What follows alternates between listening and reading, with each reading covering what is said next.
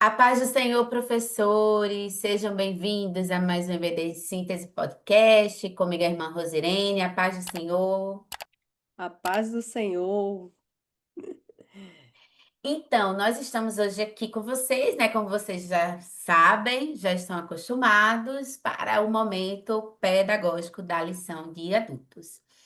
E iniciando esse trimestre tão maravilhoso, que vem com esse aprofundamento no livro de Atos. Então, você, professor, já pode aí levar esse desafio para os seus alunos, dedicar um tempo devocional, de fazer a leitura diária dos.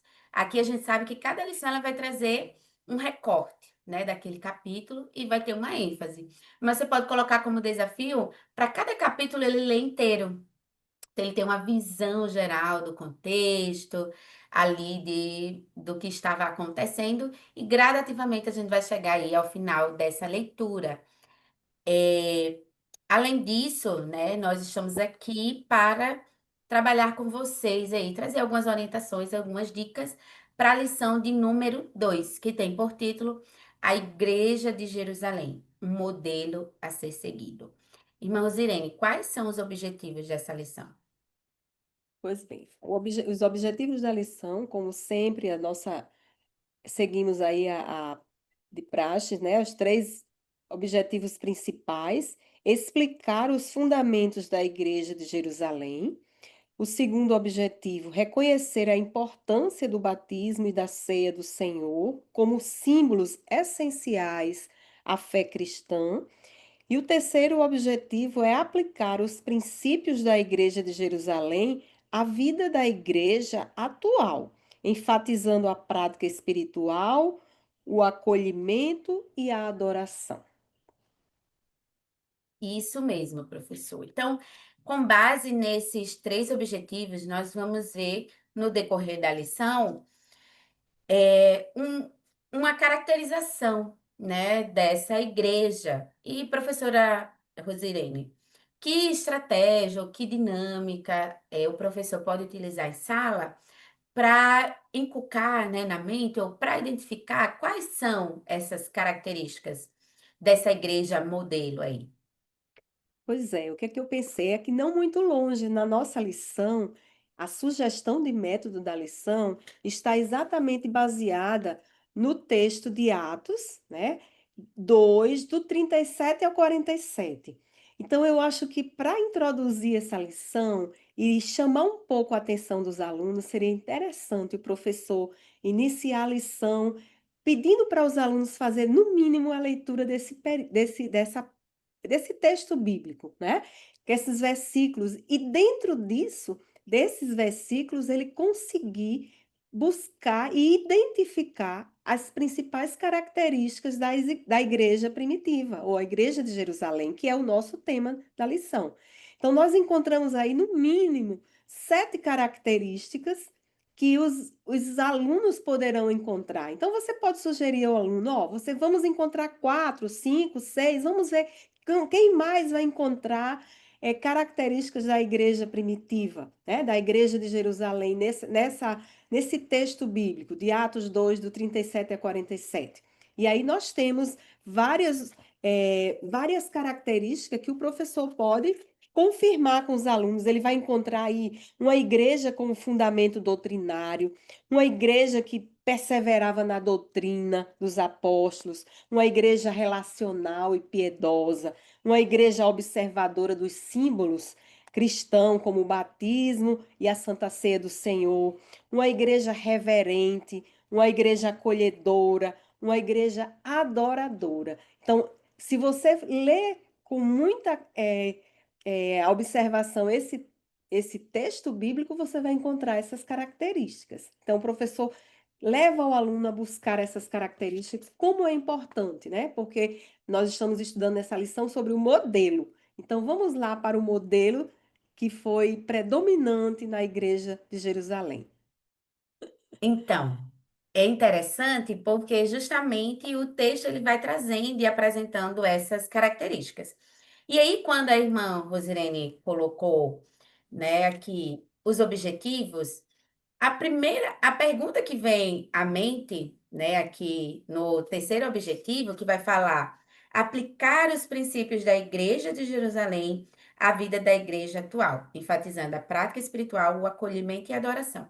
E aí, professor, minha sugestão seria você lançar como pergunta, né? Aí depois que você discorreu essa explicação sobre os fundamentos da igreja, né? A importância da Santa Ceia, do batismo, como símbolos da fé cristã. Então, agora, dentro disso, como que eu aplico o que essa igreja tinha, que era uma boa doutrina, adoração, reverência e tantas outras características como a irmã Rosirene listou, como que eu aplico na igreja atual? E aqui considerando o contexto geral na pergunta, né, que você pode lançar, como que a gente pode fazer isso? Então, aqui seria de forma geral no coletivo da igreja. Aí você vai lançar o desafio. Agora, olhando para nós, olhando para mim, para a irmã Rosirene, para você, professor, olhando para as áreas que ele coloca aqui, nesse terceiro tópico, né? Que é a espiritual, o acolhimento e a adoração. Então, essa seria uma vida piedosa. A vida piedosa, ela engloba essas três características, né? Às vezes acha que é só as boas obras, mas não é. São exatamente essas três características de uma vida piedosa. Então, para isso, aí você pode estar entregando uma folha a cada aluno, certo? E aí já pode ir escrito, ou você escrever, né, a parte espiritual, e aí seria uma coluna, a adoração, outra coluna, e acolhimento, outra coluna. Dentro dessa coluna, você iria partir das características colocadas, né? Então, aqui seria tipo esse modelinho aqui, tá? Então, seria espiritual, adoração e acolhimento. Então, dentro aqui, olhando, por exemplo, para a minha vida hoje. Então, das características de espirituais. Então, eu tenho eh, tido momentos de oração, né? Fechado a porta do meu quarto e levado em oração ao Senhor, situações gerais da minha vida, intercessão, enfim. Não, eu acho que eu tenho investido bem nessa parte da minha vida espiritual em oração, mas eu acho que eu tenho uma inconstância na leitura bíblica, no meu momento devocional, por conta da organização do tempo e tudo mais. Então, eu vou colocar que eu vou precisar, que aqui a ideia é estilo um plano de ação, em que em cada uma dessas colunas, desses aspectos que ele coloca da igreja, eu tenho falhado individualmente. E aí, por isso que é uma análise individual. E o interessante é que cada um recebe o seu papel. E não precisa falar, tá? Para você. Mas seria uma autorreflexão mesmo. Analisar. Então, dentro da adoração, será que eu tenho cultivado no meu lar um momento devocional entre família?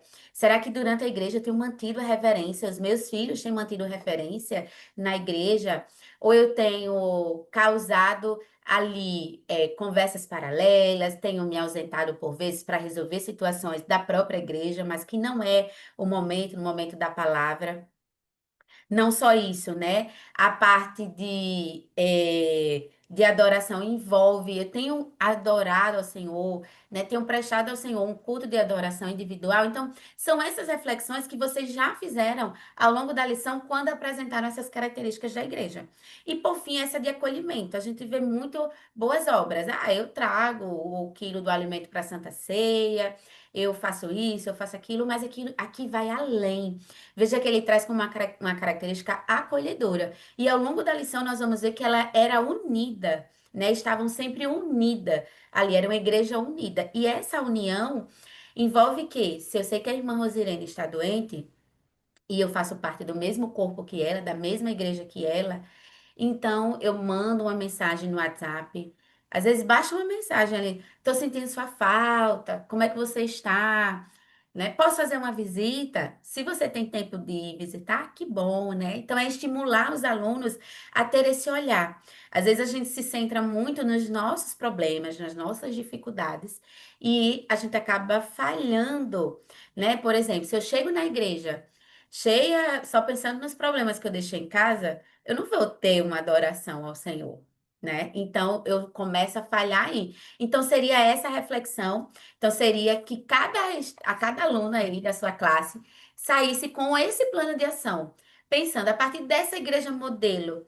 Onde eu tenho falhado, onde eu preciso investir mais tempo, onde eu preciso investir mais e apresentar ao Senhor, ao Espírito Santo, aspectos que eu preciso melhorar nele.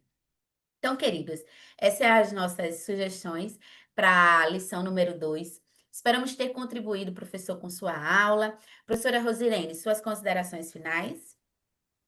Que Deus abençoe cada professor, e que o objetivo realmente que nós precisamos é, colocar em ação é exatamente trazer este conteúdo à prática devocional, né? Então, é isso que nós estamos tentando incentivar os nossos alunos. Então, que cada professor faça seu devocional, ore para que o Espírito Santo de Deus, que é exatamente aquele que nós vamos falar durante esse trimestre, que será o nosso intercessor, o nosso guia, o nosso aquele que merece toda a nossa dedicação para que nós possamos fazer o melhor para o Senhor.